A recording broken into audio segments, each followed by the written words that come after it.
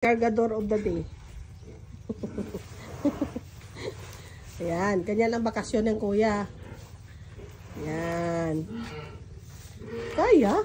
Ano ba yan? Ang liit-liit yan eh. Kaya ng kuya yan.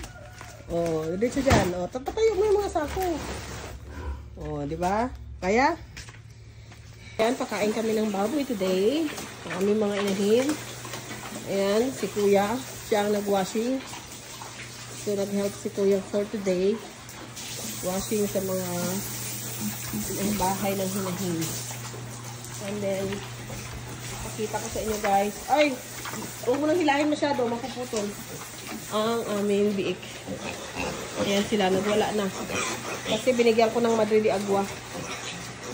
Ayan. For disposal na po ito sa April 24. Ito sa mga gusto magpa-reserve. Pa-reserve na kayo guys para sa ating mga biik. Ito ang ating mga biik. Huwag kang tumalon. Ikaw kulit ka. Ayan. So binigyan ko muna sila ng pagkaabalahan habang nililinis yung kanilang mother. Ayan. Minsan tangkong ang binibigay ko pang snacks nila. Pero naka-pre-starter na po ito. Booster muna. 5 days after birth nila. And then, ngayon na, ano na lang, ilang days na lang ba? 12 ngayon. Sa 19 ang awat sa nanay.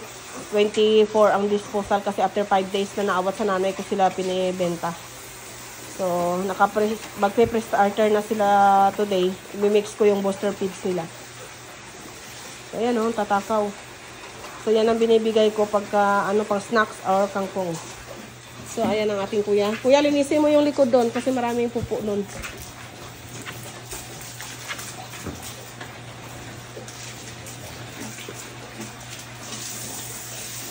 So, ayan ang ating kuya tumulong sa paglinis kasi bakasyon niya ngayon ng 1 week. Babalik na naman siya sa Manila next week.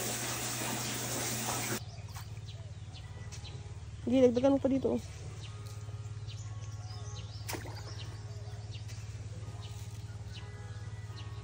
Doon naman. Sa may lilim.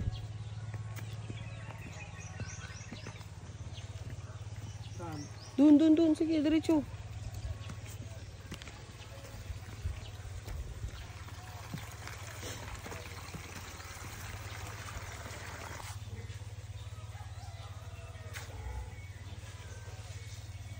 Tingin ka, kuya.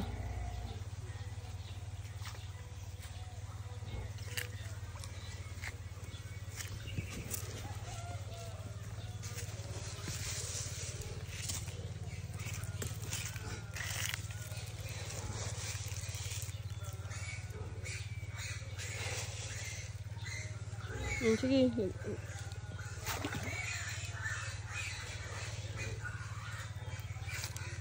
Okay.